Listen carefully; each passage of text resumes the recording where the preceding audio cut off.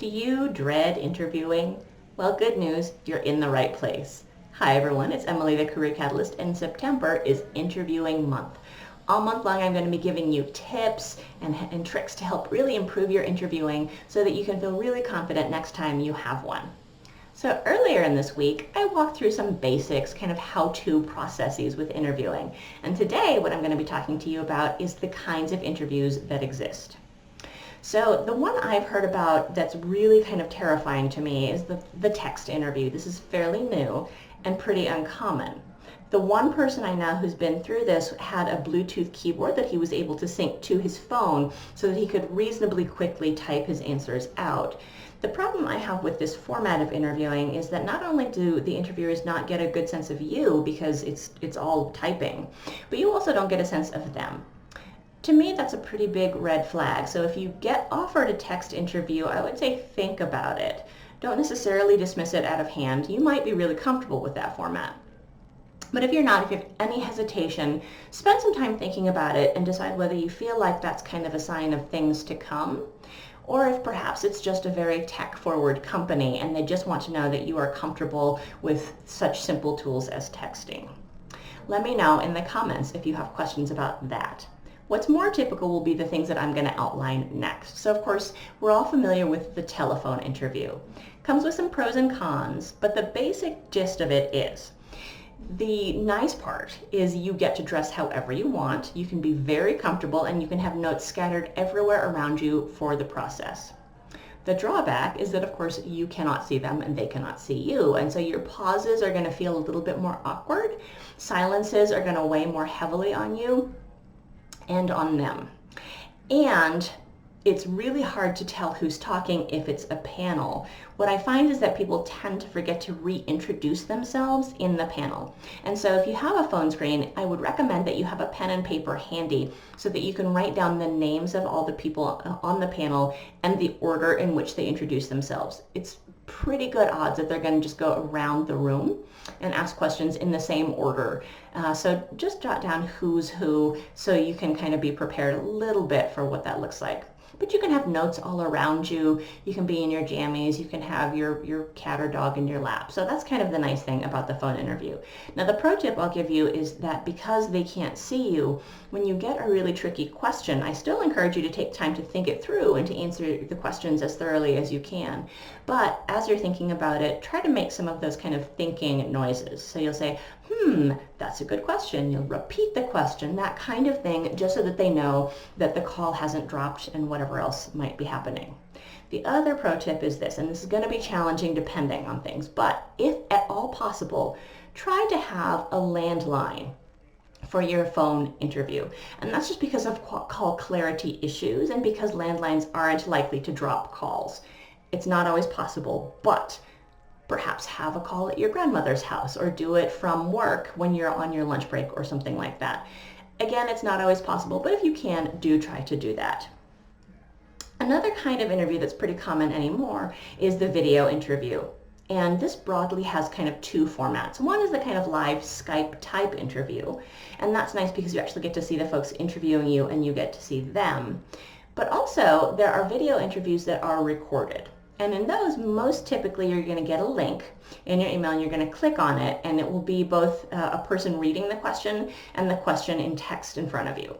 And then usually, although not always, you will get to decide when to answer the question. So you'll hit record and begin answering the question, and it does capture the whole thing. Again, a little bit old school here. If you can, I recommend a hardwired connection for this because your internet is going to be more stable if it plugs into the wall than if it's floating around in the ether. And the problem is that sometimes these systems will consider your answer to be complete even if you have an interruption to your internet service. Again, not always possible, but a nice way to go about it. Now, if it's a more of a live session, say a Skype interview or something like that, you're going to want to be sure that you're making eye contact with your interviewers. And of course, in this instance, eye contact is looking at the camera. This is going to feel awkward to you because you're going to be tempted to look at the eyes of the people on the screen. But you can see there that that's a little bit disengaging. The other thing is you probably will have some notes, and it's fine to refer to your notes, but you're going to let them know. You're going to look down at your notes and say, sorry, I wanted to make sure I captured everything I wanted to say in that. Or you can pull up your notepad and say, so it looks like. So you just want to kind of give them a different visual because since they're not actually physically in the room with you, what looks like a lack of eye contact can definitely read as kind of disengaging with them. Again, the good news is you get to see them and they get to see you, so you can see if they appear to be resonating with the way you answer the questions. You can see who's talking, so it's less confusing, a little bit less awkward. Now, in some situations, you're going to have both the phone screen and the video interview, but in some cases, in fact, probably the majority of cases, it'll be one or the other. They're both kind of awkward. They're both a little bit weird. If you have a video interview, do check if you can in advance and make sure that your technology is working. There's nothing we can do about their technology, but yours you can usually test a little bit and just make sure that it's doing kind of what you hope it does. It's not perfect, but it's a really comforting piece to know that as far as you can tell, your tech is up to speed. Now, of course, the other very common kind of interview is the in-person kind. And with that, you're generally going to have either a panel or an individual, maybe two people. People often really hate the panel interview, but it actually comes with some advantages. The first, and probably most important, is that if it's a group of people, they're not really able to make those kind of snap judgments that we humans tend to make about others. So a room full of people doesn't give them the freedom to say this person is too cute or not cute enough or too old or too young or too fat or too thin or whatever else they might have a really quick judgment about based on how you look. Now, people don't tend to do this out of kind of nefarious leanings, but it's a very human thing. We judge people as we see them. And some of it's just in-group or out-group. Some of it is this person is prettier than me and so I don't want to hire her, whatever it might be. So that is kind of the advantage of the panel. Don't necessarily think of it as something that's harder. It feels harder because you feel a little bit like you're being judged. There's, 6 people sitting across the table from you staring at you. But try to think of it as really kind of trying to make the process a little bit more fair. Whether that's true or not, it will actually help you feel a tiny bit better about the process. Now, when you have a panel interview, the key thing is really to make individual eye contact with everyone on the panel. And I do apologize if you're from a culture in which eye contact is considered very forward or rude, but you do need to learn how to do it in this situation because in the US, a lack of eye contact reads as kind of untrustworthy and maybe a little bit sketchy. So do try to learn how to make eye contact. Typically what you'll want to do is look at the questioner, sort of while the person is reading the question, you'll be looking at that person. And then you'll begin answering it and you'll flick your eyes from that person to the next person to the next person as you answer the question. And if it's a long answer and you have to go through the group of them a couple of times, that's fine. You're looking at a second or two of eye contact with each person. Don't stare, that's creepy.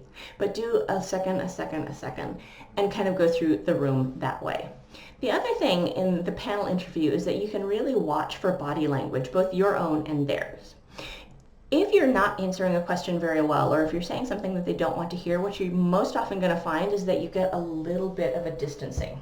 You get people kind of sitting back and crossing their arms. And if that happens, pause. Don't stop, just pause briefly, take a breath, and think about why they might be reacting like that. And what you'll usually find is that you're just not quite answering the question. And so finish your sentence and then say, does that answer your question? And if it doesn't, they'll fairly often reframe it so that you have a chance to re-answer or to change kind of what you've said a little bit so that it really gets to the meat of what they wanted to ask you. Do take notes. You do want to remember who interviews you. And in a perfect world, you want to send them a thank you note afterwards. But the other thing is if you wind up getting the position and you've had an interview with them, it's really nice if you can go in remembering little things about the people who were on your interview panel because they're likely to be people with whom you work quite closely in your new role. So make some notes, follow up afterwards with a thank you. Now, you might also get an individual single person or two-person interview. And it's not unusual for this to be something that's maybe a second or third interview, but it's also not uncommon for it to be your initial in-person interview. In either way, it does feel a lot more like a very natural conversation. So that's the good news. The bad news is that because it feels like a conversation, it's not unusual for people to let their guard down a little bit too much. Remember, this is still a professional interview, and you are still really working to put your best foot forward and to really demonstrate what you can do for the organization, even though it's just one person, even though it's potentially one person that you really kind of click with and you're having a very good time having a conversation with. It is still potentially going to be someone who is your boss, so bear that in mind. If it's two people, they're probably going to alternate, take turns asking questions of you, but they might also just let it be very natural and organic. Same thing, make sure you're making some eye contact, make sure that you're smiling at each person, try to be warm and friendly, etc. But try not to get too kind of friend feeling in that situation because that can make it a little bit awkward.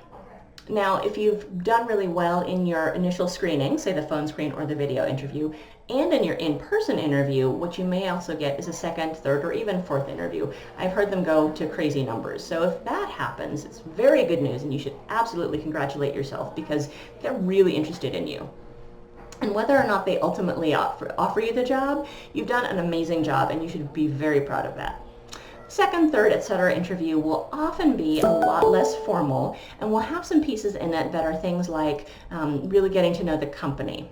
Sometimes you'll find with these, you don't even get very many questions. You just kind of walk around and meet people. But sometimes you get a ton of very specific questions about how you would handle X or Y or Z. When you get offered a second or third, etc. interview, do ask what the format is going to be, just so you'll have a sense of it and you'll know kind of what to anticipate. The other piece you'll want to be sure to ask is how long each of these is going to be so that you can budget your time appropriately. Now, if you get a bunch of interviews, 5 or 6 even, at the same organization, again, you should really celebrate that because they're very interested in you. And in any case, if you have an interview and you feel really good about it, but they don't wind up giving you the job offer, I do encourage you to say, thank you so much for letting me know. Do you have any tips on how I can be a stronger candidate next time a position like this comes open? You may get some feedback, you may not, but it's a really nice thing to do. And the times you get feedback, it's often very useful stuff. So be sure to ask. And let me know what kinds of questions you have in the comments. I'm really glad to answer them. And next week, I'm going to be talking to you about how to dress for an interview, even if you are gender non-binary. So come back for that and ask your questions in the box here below. Have a great weekend, everyone.